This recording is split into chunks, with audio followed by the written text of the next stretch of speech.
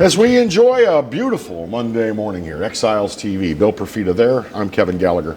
Glad to have you with us. Beautiful, but somewhat chilly at the moment. Yeah, I had to at some point in the middle of the night get up and give the heater a little tweak. Give the heat a little bump. It was like, wow, got down to about 38 at my house last night. Yeah, we had 36 on our thermometer at our house. When I was walking the dogs was when we still had a little of that wind, so it was biting a little bit. But it looks like it's going to be a very nice day, and throughout our viewing area, we should have sunshine for the next 4 days. Abundant sunshine. Remember when the weather guessers used to say, abundant sunshine? And they'd make the abundant sunshine gesture. Remember that? Yes. When did snow flurries become snow showers? Now, see, I don't get that one. You're either having a shower or it's snowing. Let's just bring up a sad subject right away, okay? Just get it right out of the way. More violence over the weekend. At least 3 shooting incidents over the weekend. And one of them last night was rather alarming because someone was firing gunshots at a vehicle. Okay, police responded to the 4500 block of Essen Lane about 7:20 last night. This is Essen Lane right at I-10. Yeah, it's the west exit ramp, actually. And they discovered a 17-year-old suffering from gunshot wounds as he sat in the driver's seat of his Honda Accord. Mm-hmm. Other people were in the vehicle, but apparently only the male. Only the 17-year-old was injured and died. The 20-year-old who was with him had no injuries. Now, I'd like to know more about this. Did someone shoot from an overpass? Is this what happened? The west exit ramp. Yeah, you would be before the overpass, I would think. And was this? No, that's way far away, though. Yeah. Was this random, or was someone just firing at vehicles, or was someone trying to kill 17-year-old Joseph Coleman? Did the guy in the car that had no injuries shoot him and toss the gun? Hadn't thought of that. Yeah. Hadn't thought of that. But I did see reports. I was on Facebook last night, and somebody that lives over in that area said, I thought it was fireworks. And they stepped outside to get a better listen, and then they realized that they were listening to gunfire. So there was a lot of gunfire. They said they heard at least 7 shots fired, at least. Now, this was just, I don't hold a Facebook friend responsible for details. They're just telling me they heard shots fired close to their neighborhood. Well, that's become kind of common these days. Well, then you also have on Jewel Road on, I guess this was Saturday night, Sunday morning. It was. They're not quite sure of the time. Mm-hmm. They're traffic passing by, and they see this vehicle, and they see 2 people in it, and both people in the car had gunshot wounds. 3:40 p.m. Jewel Road near Greenville Springs. In the middle of a beautiful Sunday afternoon. Yeah, so apparently they crashed their car, that they weren't noticed by passersby. It said that they were, the headline, again, misleading. 2 men found with gunshot wounds in car on Jewel Road. It should have said, accident on Jewel Road involved 2 men with gunshot wounds. But hey, why try to make it clear? 2 injured shooting victims found in a vehicle on Jewel Road. Yeah, found in a vehicle. I think the fact that the vehicle crashed is useful information for the headline. Yeah. I think so. Yeah, I think so too. But men rushed to a local hospital for treatment. The extent of their injuries remains unknown as of this morning. But it looks like probably they would have expired if they were going to. I love when news writers put they were rushed to the hospital. Well, it's not exactly like when they have gunshot victims, they just kind of amble to the hospital. Well, I mean, but maybe, maybe they got bad. Well, wait a minute, it's a red light. Hold on, I don't want to get a ticket. Maybe they've managed to crank everybody off, and it's like, you don't look so bad. Turn off the lights and siren. And do the sonic drive-through. You want anything? Yeah. Everybody who's taken to the hospital by ambulance is rushed to the hospital. Yeah. How you feeling back there? You want Frito pie? Some of them waffle fries might be good for you. But It's the Green Hornet. So yeah, I was going to say that sounded like a whole herd of angry hornets flying But by. once again, not exactly anticipating this, but figuring it'd probably be a good guess. Our guest today is District Attorney Hiller Moore. Ah, And we do want to talk to him about the murder rate, obviously, but also, this was a small item in the news because I think a lot of the reporters missed the point. But that detective who was fired for theft and possession of drugs, who was in the narcotics division, yes. Mm-hmm. Well, 3 supervisors were reassigned. And now, apparently, all their cases are being looked at because they may not be considered credible arresting officers or witnesses anymore. We'll talk to Hiller about how that works. There was an old movie with Chevy Chase and Goldie Hawn many, many years ago. I'll remember the title of it. Probably Beauty and the Beast? No, when it's way too late. But Chevy Chase played a police detective. And at one point, this was the Fletch Lives. No, he was a journalist in Fletch Lives. He played a police detective, and at one point, he's offering Goldie Hawn a little something rolled up in paper, and he says, "You know what they say? Cops always have the best dope." And It was a period piece. I mean, there's access. There certainly is access, and it's not the first time in East Baton Rouge Parish that people in law enforcement and affiliated with law enforcement have gotten into the evidence locker. Yeah. So, shame, shame, shame. This is another quick one. Right before we go to break, a lot of people in Baton Rouge are mourning the passage of Eric Carnegie. Did you know Eric? Eric Carnegie was one of the owners of Jolie Pearl Oyster Bar in downtown Baton Rouge. Yes. He and Max Pearl opened that place up. I did not know him well. He was only 41 years of age. What happened to him? Well, the cause of death is not listed in this Channel 2 article, but that's really a shock. I mean, I saw Eric, the last time I saw Eric was when I was producing a segment of Rocket Right Radio at his establishment last summer. So, wow, he's going to be very sorely missed. Well, last spring, but 41, that's horrible. That is awful. All right, it is time to take our first break of the hour. We got lots of things to talk about, and we're going to talk about some crime and punishment with the District Attorney of East Baton Rouge Parish, Hiller Moore. That's all coming up on Exiles TV.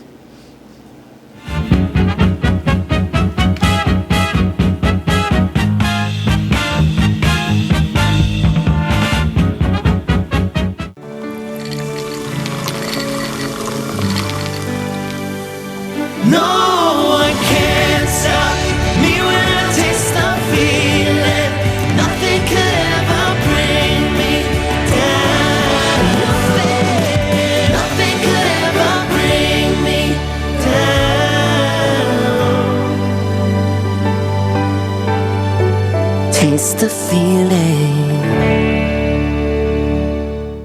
Hi, I'm Bobby Yarborough with Manda Fine Meats. Here at Manda, we know what the folks of South Louisiana love. They love great flavored smoked sausage, delicious deli meats, and specialty items like boudin and andouille sausage. Manda Fine Meats has been providing these products since 1947. We produce them right here in Baton Rouge, so you know you're always getting the freshest product at your local grocery store. Manda Fine Meats. Taste the fresh local flavor in everything we make. Make it Manda every time.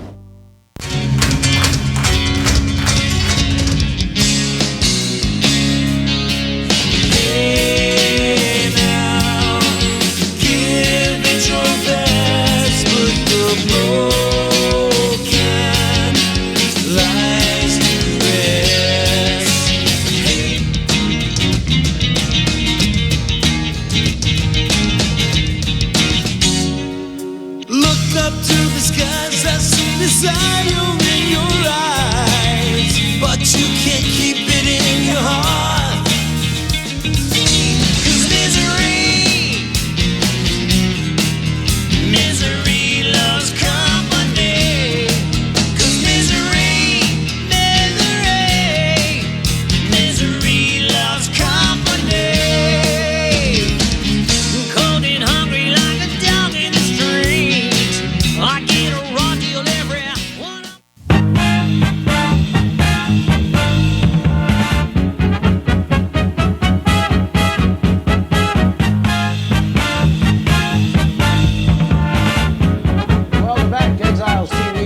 have you. How many of you used to enjoy what was the largest single-level mall on the entire planet at the time of its building, Cortana Mall, Really? It was the largest single-level mall? on the planet?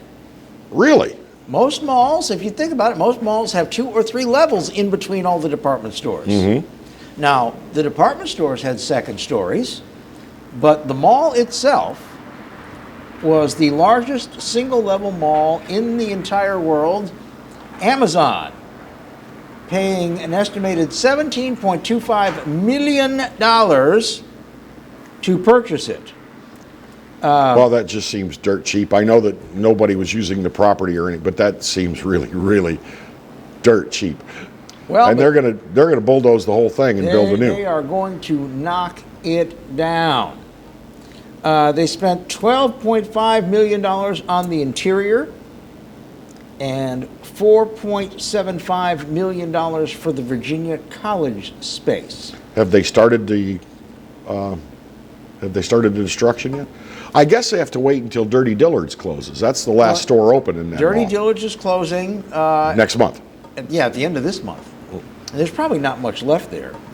But you know what? That was a moneymaker. I wonder if they're going to relocate their clearance store somewhere else in Baton Rouge, because that store did some business. Well, there's certainly unoccupied retail real estate space. I mean, if they wanted to reopen in another space, they certainly could.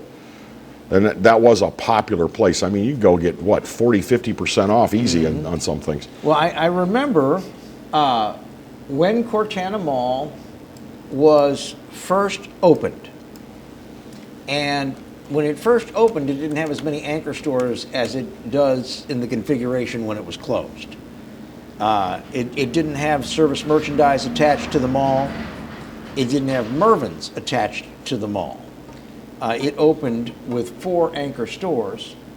And as I remember it, in 1974, when they started building it and they finished it in 1976, the value of the property and their build was $110 million. The department stores paid for their own buildings because while the mall owned the land underneath it, they built their own buildings. So you could probably add another $70 million.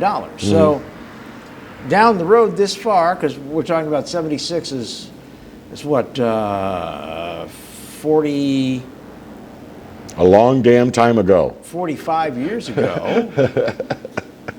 So, you know, the dirt held its value pretty well at being sold for $17.25 million. Over the years, there have been a lot of discussions of what to do with that space, Cortana. And one of the plans that I liked, there was talk of turning that entire thing into a self-contained retirement community. That where was part of their a lot original master plan. Yeah, a lot of that retail space could be converted into apartments, and then the shops, some of the shops could be the kinds of shops you need, food store, drug store, that sort of thing. Plus you got all that wonderful secure walking space. That was a great plan, but it never saw fruition. Well, the original master plan for Cortana called for, the people who developed this are in the retail shopping business big time all over the country. In fact, the Segan Marketplace with Lowe's and Bed Bath & Beyond and TJ Maxx and Kohl's and Walmart, that's one of their centers as well. They knew that mall shopping had a shelf life. So they had, I think it was 45 years out, they had planned to make it a complete retirement community with hotels and bungalows and all that type of thing. But I'm guessing that those things have kind of met their nadir as well, or nobody wanted to really invest, because while Amazon's paying $17.6 million, can you imagine what their build out is going to be? Oh, 100. Yeah, probably. It's going to be very little administrative space and mostly a warehouse. Yeah. It's a distribution center. Yeah. So they're gonna have good, solid I roadways. need to find out who those people are, because they're going to need a PR and marketing guy. I think they already have. They're going to need They're going to need somebody local that knows the local market that can speak to the media on their behalf. No, they don't. They got this covered. They've had it covered for 20 years. Hey, I could dream, man. I need a paycheck. Dream a little smaller. Think Elgin's Fine Jewelry. They're going out of business. As I said, think a little smaller. Wow. Are they really? Yes. Is Richard Elgin pulling the plug? After all these years, their Elgin's is stepping down, retiring. Hell, their store may even be closed by now. Well. And they've been in business for, what, 60 years? Yeah, maybe it's time just to retire. Who knows? Maybe it's time. But the Amazon thing is certainly going to be interesting. It's going to be nice to see something going on there rather than it just sitting fallow. And it occurs to me that part of what's fallow there is that surrounding mall space where stores are struggling because they no longer have the mall as an anchor. Well, but maybe some businesses will start to flourish. The stuff on the ring road, with the exception of the restaurants, which have all been knocked down, stuff on the ring road is doing pretty well. Old Navy is doing good sales at their store. Big Lots is doing good sales. But Bed Bath & Beyond is closed. Bed Bath & Beyond is closed. Again, there's a Guitar Center over there that I heard is not doing so well. Not doing so well. But, again, it's a hard in and out. That's the problem. If you just happen to be coming from Denham, it's easy for you to get in. What I think is there are some eateries over there. There's a Church's, there's a Burger King. I've noticed they do brisk business. Yeah. Because they're right there on Florida. But I'm thinking if you got X amount, how many hundred employees are they expected to have there? Oh, God. When they're up and running. Yeah, they're going to Those people will want to be able to grab lunch somewhere close by, so I think some eateries are going to open up nearby. The spend through on this is going to be big. It's going to create a lot of jobs, a lot of permanent jobs.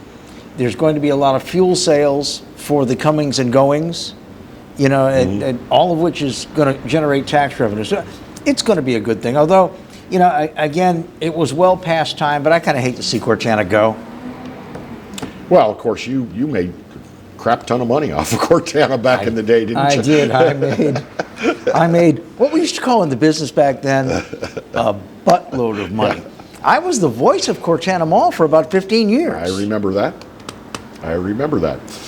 And didn't your lovely wife Karen also appear in some of their ads? Yes. In fact, it's Karen appeared on camera in their television commercials as the wife of a man who was very frustrating to go to the mall with. And that sounds like you. Yes. No, I'm a pleasure. You're a delight. I know to a just delight. shut up and find a corner to stand in. I know my job. But that's all as a husband. That's all I ever required from a mall. I know what my job is. All I ever required from a mall was comfortable seating where I could watch the freak show walk by while the wife was doing her shopping. Exactly. All right, time for another break. We're going to get into a little crime and punishment in East Baton Rouge Parish with the District Attorney, Hiller Moore. He's our guest. Coming up next on Exiles.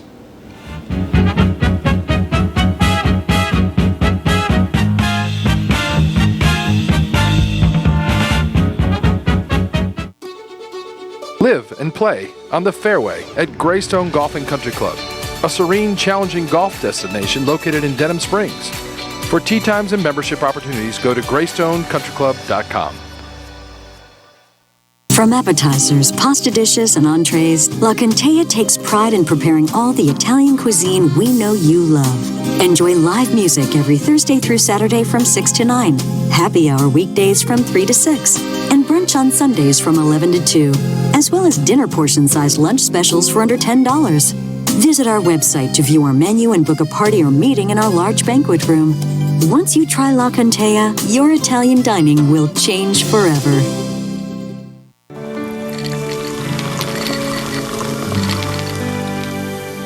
No one can stop me when I taste the feeling. Nothing could ever bring me down. Nothing could ever bring me down.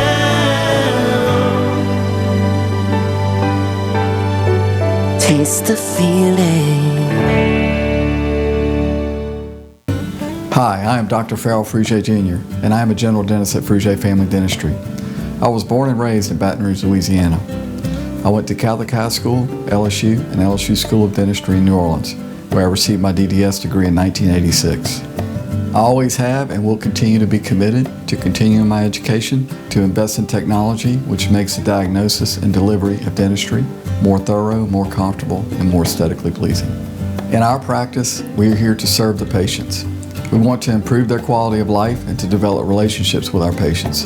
In dentistry, we have a chance to impact lives on a daily basis, not just by doing dentistry, but by getting to know them and being a part of their life.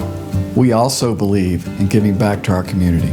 So every year, we give back to the Greater Baton Rouge Food Bank, Toys for Tots, and Mary Bird Perkins Cancer Center. Please stop by and visit our office. We would love to take care of you and your family. Team Honda wants to thank you for once again making us Louisiana's #1 new car dealer by offering you never-before-seen savings. For the first time ever, get 0% financing up to 60 months on some of your favorite Honda models. Get thousands in savings right now at Team Honda on Segan Lane.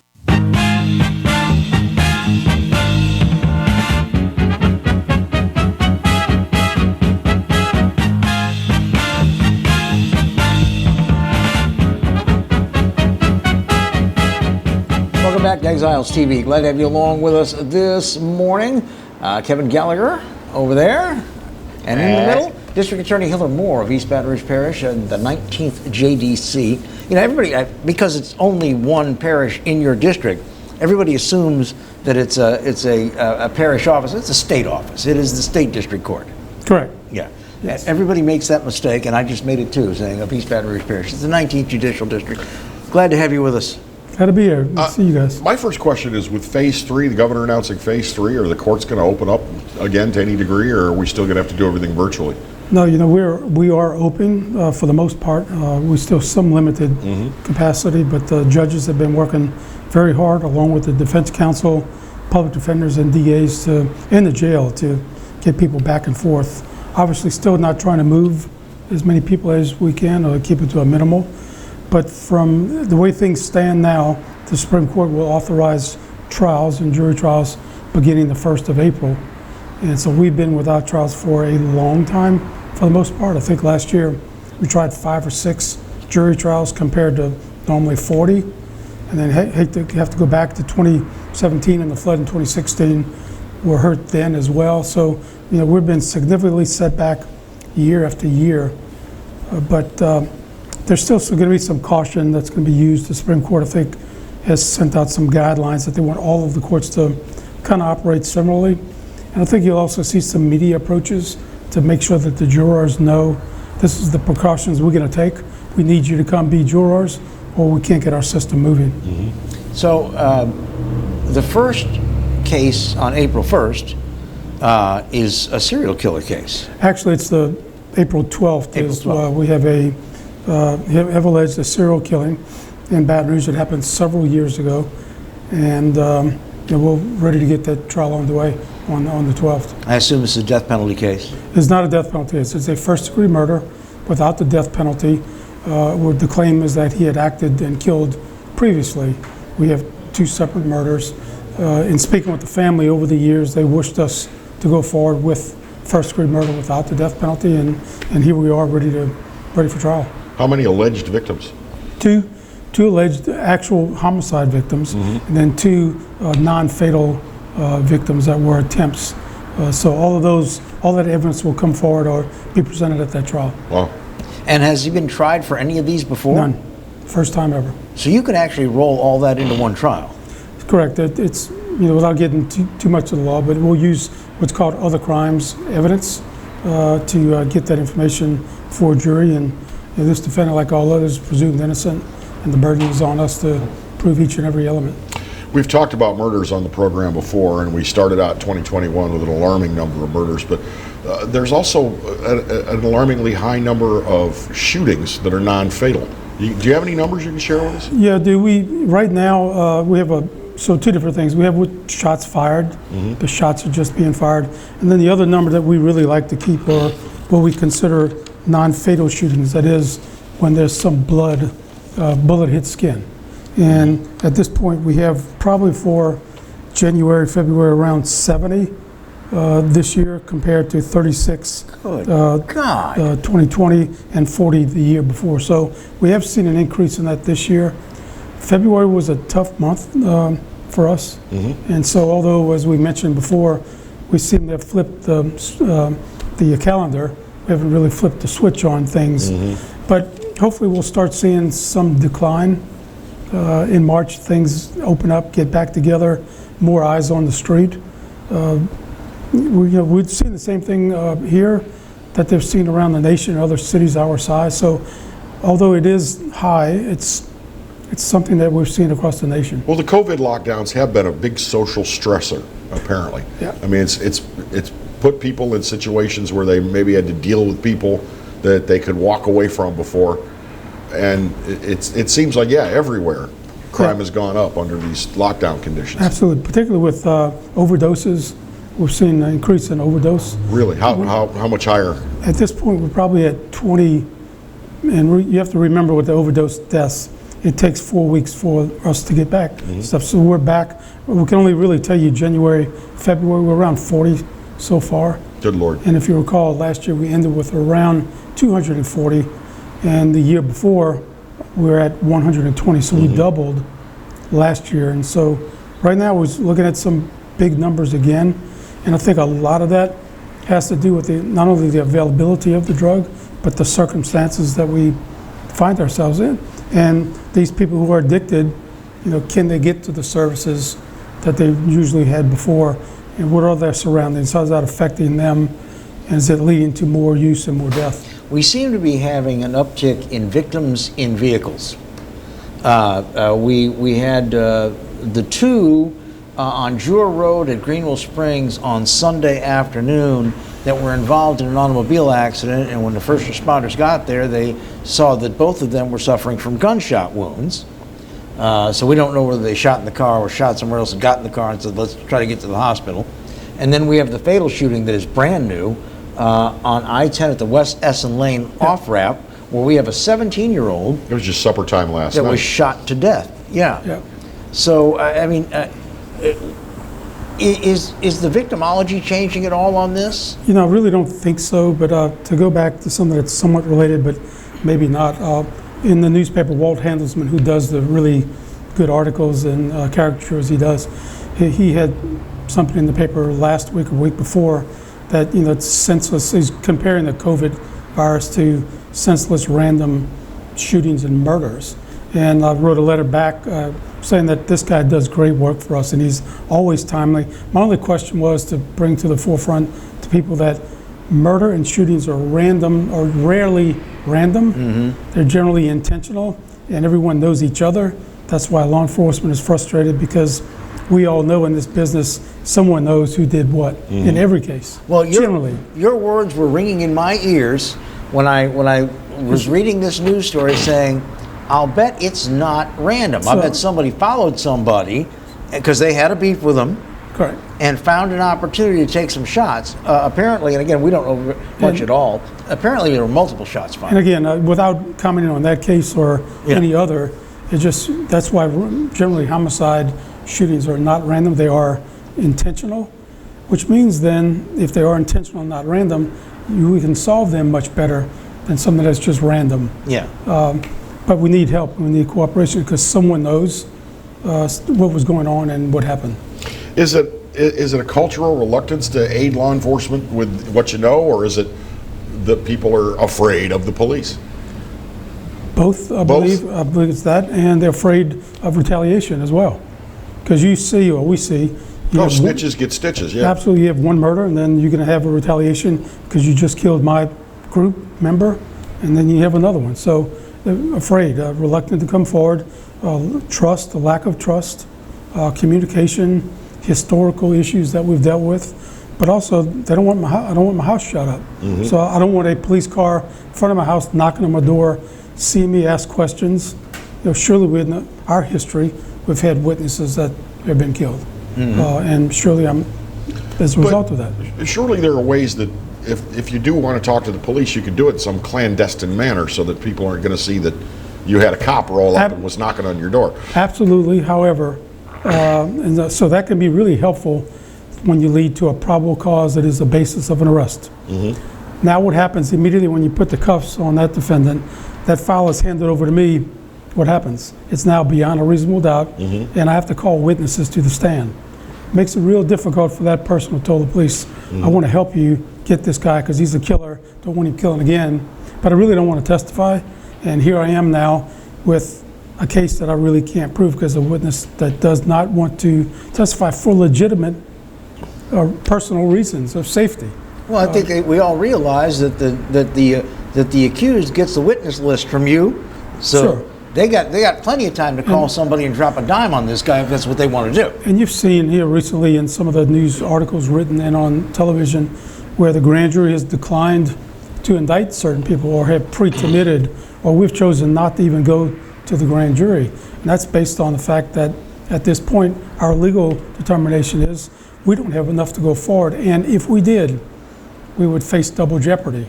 Just in case we ever received information in the future, we would then prohibited from trying this person again. So we want to make sure that we have the best case we can, because we have to look these families in the face and let them know we have it or we don't have it. I think that's a point that we have never really hit on, and it bears repeating.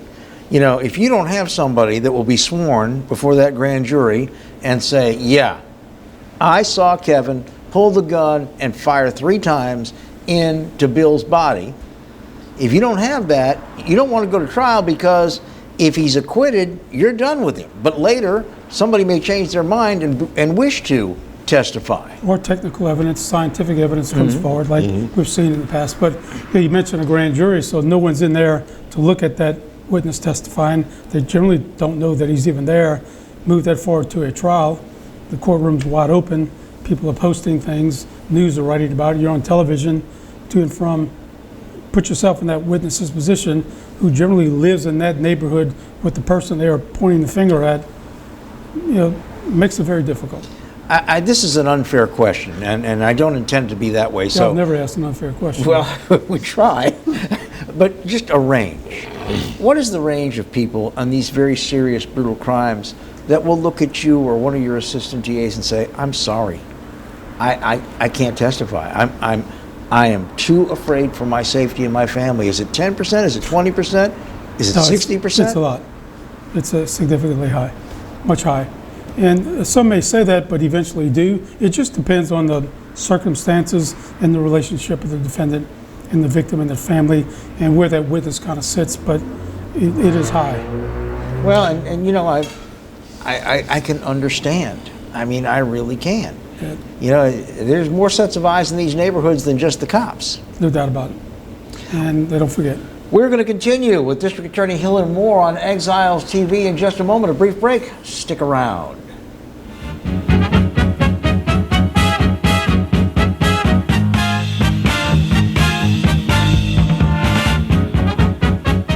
Bolello's Furniture and Appliances, your dependable independent.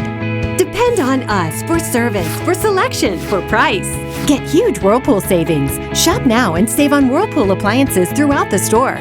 Plus, experience our price match guarantee and ask about special financing. You can depend on the know-how of people who live appliances every day. Bolello's Furniture and Appliances, your dependable independent with nationwide buying power. Hello guys, it's Debbie. It's time. I've got a brand new location. 10510 Airline Highway, Baton Rouge, next to After 5 Tuxedos.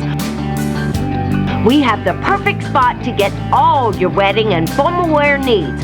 Come see our one-of-a-kind name brand and get great prices. With 30 years experience, the best customer service anywhere. It's Debbie's Bridal, Airline Highway, Baton Rouge. See you soon. Hi, I'm Hurricane Betsy Barnes. And I'm Dr. Kay Siller with The Rocket Right Show. We are two busy blondes on the go showing off life in Louisiana. Watch us on Pelican Sports Network.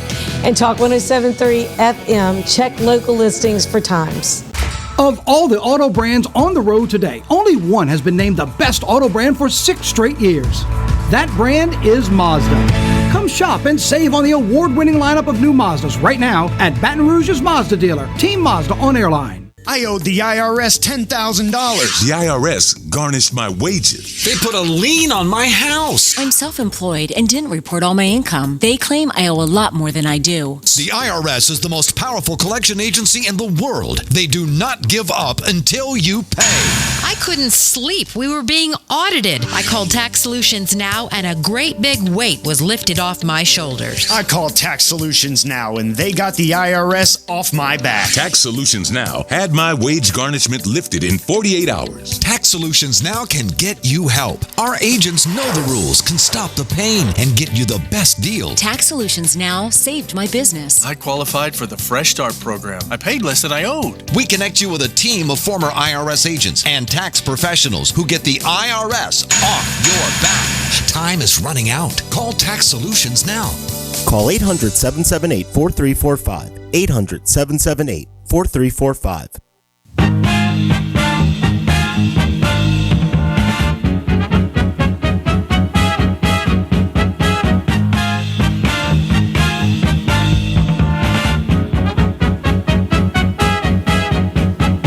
Hey, we're back. Exiles TV, Bill Profit over there. I'm Kevin Gallagher, and we're talking with the District Attorney of the 19th Judicial District, East Baton Rouge Parish. Hiller Moore is with us. And always good to have these visits with you, sir. Yep. You know, we talk about the body count because it is shocking. We talk about getting these people to justice, and we know it's laborious. And every now and then, you get a wrench thrown into the gears. It was a small part of the news story last week when we had a BRPD narcotics detective who was, I guess, suspended for possession of and possession with intent to distribute marijuana. And then we found real quickly after that 3 supervisors in that same division got transferred to other divisions. And there was a little small part of the story where they said that your office now feels that you need to look back at all of these individuals' cases. Why is that, and how does that happen? Well, we're bound to do that by law and by Constitution. We have to be fair to all parties. And it's unfortunate. I mean, I know all of these people that are involved and have worked with them, but it does put us in a really difficult situation because we have to judge whether that's been truthful or not in the past, and in the future we have to call them as witnesses, and if so, we may have to disclose will disclose some of the allegations. And at this point, we just don't know because the city police and the chief, they're still investigating all these matters, and that's a lot of people in a lot of cases. We're talking about hundreds of cases. I would guess, particularly over the years, that these folks, particularly those that are in narcotics, that make a lot of arrests, make a lot of stops, seize a lot of weapons, who's on what case, which role did they play in the case. It puts us in a very difficult situation that adds to a lot of work to the office. That evidence locker seems to be a real temptation to some individuals who are working within the system. Well, I don't know the allegations in this case, but the evidence room is completely separate from, I think, what the allegations are being made here. I haven't heard of any issues with the evidence room, so to speak, which is a completely separate location than what I assume they're speaking about. Well, it doesn't have to come out of the evidence room. I right. mean, his sources could be anywhere. If you're a cop that works narcotics and your personal belief is that marijuana is no big deal, and you may just make a little purchase or put your hand in the pocket of somebody you're frisking, and that goes into your own pocket, and there's no report. I mean, the fact is he was caught with the controlled substance. Where it came from actually doesn't matter, does it? No. Doesn't matter. To what you have to do. Right, and these gentlemen are presumed innocent like any other defendant we have, and again, I haven't read any of the reports. I've seen the news articles to some extent, but it's going to mean that's going to be a lot of work for us here in the very near future. And defense counsel, public defenders, surely they read the same articles. They know the officers who always come to court, and they know that they're very busy and they're going to check their case, particularly people who are currently incarcerated, have maybe pled or been convicted, depending on how long ago that is. And again, we have to wait for the evidence to unfold. Some people feel, and I guess it's a wives' tale, but they feel like prosecution is going to be that much more stringent on a law enforcement officer who's run afoul of the law? Or does it make no difference what they do for a living? It makes no difference. However, you always hold some people to a greater esteem and greater. So it depends now which side of the community would want a more powerful prosecution on a policeman versus a regular person. There's social media. They say he needs to be buried under the jail. It's like, buried? I mean, we're just going to have to take it one case at a time.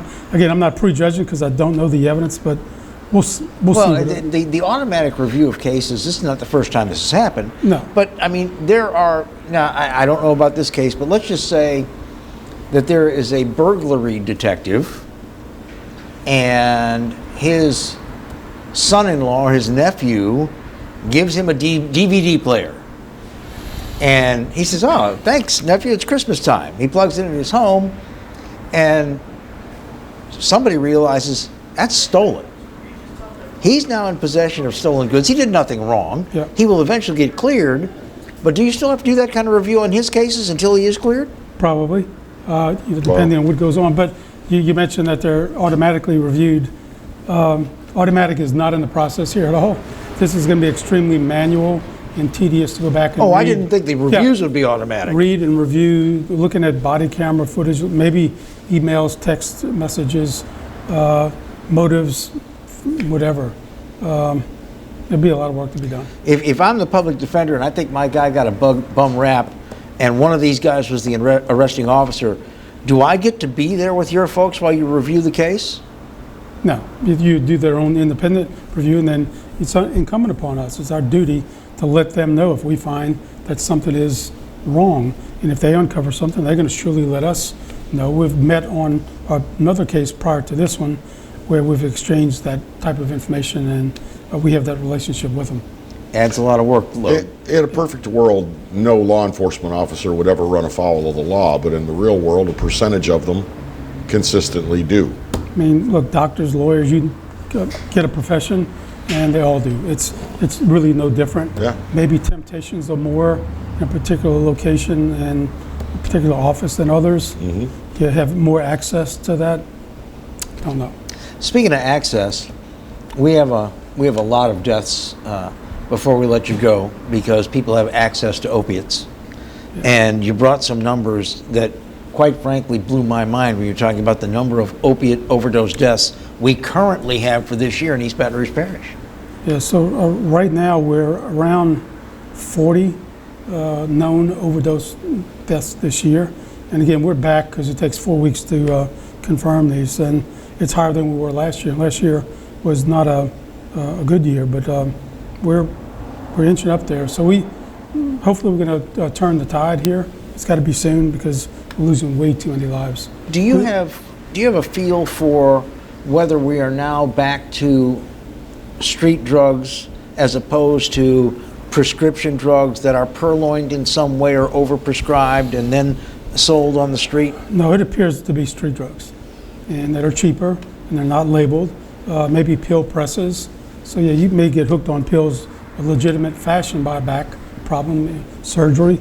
Then you can no longer get that pill, and now you're on the street looking for drugs, and it can happen within 2 weeks, is what we're told, the turnaround.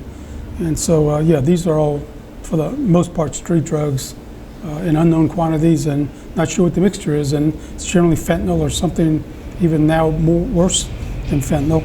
And we're seeing that fentanyl now is being laced in cocaine, and it normally was just in heroin. So that's coming up in all the different drugs that we see. With these opioid-related overdoses, are any of them, or is a significant number of them apparently intentional suicides? No. So everybody's dying accidentally? It appears to be. And a lot of them are folks who are struggling and they're in a halfway house or just getting out of a halfway house, just getting out of prison, just getting out of a treatment center, and they believe that they had the same standards that they had before, and they don't. Their body's chemistry is different. They thought they could manage it. Thought they could do it, but again, when you buy something off the street, you don't know what the dosage is, and you use it very quickly, and it's an issue. Well, we had this with the what they call them, the bath salts, where people were buying stuff on the street and they had no idea what it was that they were snorting or consuming. Yeah, and Mojo's still out there. Yeah. Not as much as we've seen. Mojo is synthetic weed. Marijuana. Yeah. But we are going to try to work with ways to help. If someone's being overdosing and we give them Narcan through EMS, can we come up with a system that move them or ask them to come for treatment? How can we treat this person instead of that person saying, I'm good, I just want to go home? We need to find a way to get to these people because they're overdosing multiple times and they're being seen by EMS, by police, by the hospital. How can we mandate or suggest treatment to these people who are highly at risk? Well, we don't have enough facility, I guess, to hold all of them. I mean, they are committing a felony crime if they're taking an illegal drug and they overdose. But you have to remember the Good Samaritan law, and if they're called, then they're okay. And they give them Narcan and they're on their way. They're not arrested. Their phone is not seized as it used to be, but surely the Narcan is saving lives. But can we get a message to them to get them help? I saw my first incidents this weekend. We were picking up a prescription, and there was a person in the line ahead of us, and he asked for Narcan. And it's no questions asked. Could be a parent. Could be a friend. Looked like a parent of someone who was a little worried about someone else in their household. Yeah. But you can get it without a prescription at any drugstore. Just walk in and ask for it. Might save a life. Sure. Absolutely. That's the bottom line. Saving lives and just helping people. Well, as always, we appreciate your time and we appreciate everything you do, and we will visit with you again in a couple weeks as we get a little further down the road on all of these things we talked about, and particularly as you prepare for more in-person trials in East Baton Rouge Parish. It's going to be a busy first quarter for you. Yeah, it's very stressful on the people, men and women at my office. Same thing with the public defender in the courts. They're stressed out right now based on everything that's going on, and now we're going to try to get back to business. And they have families and lives themselves and issues they have to deal with, but this is where the rubber hits the road. Well, maybe we'll get lucky, and the next time we have you, we'll have a steep decline in the shots fired rate that we can talk about. I'm looking forward to that. I am too. Hiller Moore, thanks so much for being with us. Always good to see you, sir. A brief break. We'll wrap up the show in a moment. Stick around. So what about this guy, Ray?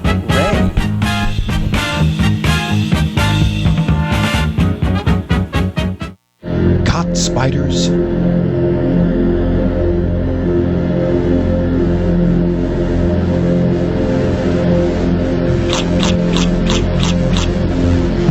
Premier Pest Services. We're making 2021 the year of savings, and it starts right now at Team Toyota. Come get a new 21 Corolla for just $189 a month, or get a 20 Camry for just $19,995. It's a year full of savings starting right now, right here at Team Toyota. Hi, I am Dr. Farrell Frugier Jr., and I am a general dentist at Frugier Family Dentistry. I was born and raised in Baton Rouge, Louisiana. I went to Catholic High School, LSU, and LSU School of Dentistry in New Orleans, where I received my DDS degree in 1986. I always have and will continue to be committed to continuing my education, to invest in technology which makes the diagnosis and delivery of dentistry more thorough, more comfortable, and more aesthetically pleasing. In our practice, we are here to serve the patients. We want to improve their quality of life and to develop relationships with our patients. In dentistry, we have a chance to impact lives on a daily basis, not just by doing dentistry, but by getting to know them and being a part of their life. We also believe in giving back to our community. So every year, we give back to the Greater Baton Rouge Food Bank, Toys for Tots, and Mary Bird Perkins Cancer Center. Please stop by and visit our office. We would love to take care of you and your family. From appetizers, pasta dishes, and entrees, La Contea takes pride in preparing all the Italian cuisine we know you love. Enjoy live music every Thursday through Saturday from 6 to 9, happy hour weekdays from 3 to 6, and brunch on Sundays from 11 to 2, as well as dinner portion-sized lunch specials for under $10. Visit our website to view our menu and book a party or meeting in our large banquet room. Once you try La Contea, your Italian dining will change forever. Live and play on the fairway at Greystone Golf and Country Club, a serene, challenging golf destination located in Denham Springs. For tee times and membership opportunities, go to GreystoneCountryClub.com. Hi, business owners. Phase 3. Woohoo! But do your customers know you're back? Well, that's where the Clarence Bugg Show and Pelican Broadcasting can help. Right now, we've got great rates on advertising packages to help you get the word out. Shoot me an email, at bugsclarence@gmail.com. Or better yet, call me up. I'd love to talk with you. 225-485-6839. Let's get together and make Phase 3 the best it can possibly be. Got termites?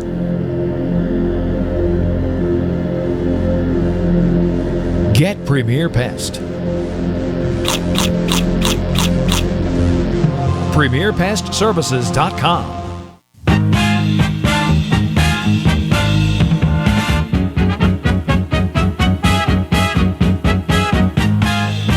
Welcome back, Exiles TV. Glad to have you along with us this morning. I promised myself I wasn't going to get into this much, so much. We have, okay, here we go. I didn't want to get into it at all, but I was like, it was an Al Pacino moment. Just when I thought it was out, they dragged me back in. Mm-hmm. The Orca interview with Meghan and Harry. It was probably the worst television I've ever seen. Worse than Screech's after the Saved by the Bell. Okay, first you threw me videos. off completely because I actually thought we were talking about killer whales for a second. Well, Oprah Winfrey. Yes. Okay. All right. And the thing that was most pervasive was Meghan and Harry didn't seem to understand that when you quit the job, you don't continue to get the perks. And they kept saying that. Well, why can't we have security? Because you're not royals anymore. Well, yeah, that was of your choice. You have eschewed the royal family. And Harry was very upset that they cut off his paycheck. Yeah, because he got a family stipend every month, and it was a fat one. $800K a year. Mm-hmm. Yeah. Plus expenses. And I don't think This is going to be mean. Somebody said, Harry, and Oprah wouldn't ask the question. Dude, is she worth all this to you? Well, now, here's the thing. I mean, is she that good? Word is, yes. But here's the thing that Oprah kept going back to and kept getting more outraged for the cameras before. That was the most important thing in the interview to her. Apparently, someone who Harry does not wish to name asked him something along the line of, "Are you prepared for the reaction you will get if baby Archie is very dark?" And Harry told Meghan that it was someone in the inner circle. Oh, my God. And, of course, Meghan told Oprah that, and then Harry told Oprah that separately. And, of course, Oprah had to really hone in on that one, huh? But that was the most important thing to her. The most important thing is the skin color of the possible baby? No, that somebody asked Harry if he was prepared for some sort of reaction, which, again, they don't live in crazy-ass America. They live in the royal family in Great Britain where they can ask questions like that and they don't mean anything other than, have you prepared your stiff upper lip if people say X or Y or Z? And it was interesting that Orca was less worried about the fact that Meghan said that she was suicidal at some point because of all the negative press. Oh, and Meghan wanted them to shut down the press. Not censoring the press was born in England. We carried that over here. Mm-hmm. Prior restraint laws were born in England. So the girl who was born and raised in America wanted to practice a very un-American shutting down of the media. And an un-English too. They do not censor the media in Great Britain. No, and the media are in some ways more vicious in Britain than they are here. But anyway, she said that she was suicidal. And Harry, went to his siblings and his dad and all that He had nothing but glowing words for his grandmother, as did Meghan, for the Queen. But they said, we've all been there. It's terrible. We know it's terrible. But we've all been there because of how we live and who we are. And you're just going to have to try to get through it. Now, I would have been a lot more outraged by that if I were the interviewer. I would say, they didn't offer you any kind of help. They didn't say, well, certainly, we have people that you can see that can counsel you. Or do we need to be very, very worried that your wife is going to take her life? Give us a threat assessment so that we can deal with this. That's what I would have honed in on, instead of somebody asked her, how are you going to be prepared for the reaction? Or asked Harry, are you prepared if the baby is very, very dark? Wow. I mean, I've never been a big fan of Oprah. I thought that she manages to take a minor issue and make it very dramatic and work in some cheap shots, and everybody loves her for doing it. I've always thought that as an interviewer, she's not worth the chair she's sitting on. I think she is a great blowhard who waxes expert on things that she has. Look, she's never been married. She gives marital advice. She's never really held down an honest job. She gives that advice. It's like, I think Oprah's a big phony myself. She's a good business person. She has built a wonderful business empire. She's built up her own brand better than probably anybody in the United States. She should stick to business advice, I think. But anyway, like I said, I found that I thought it was terrible television. It was boring. Terrible. And that's the biggest sin. Take care. We'll see you soon. Bye-bye.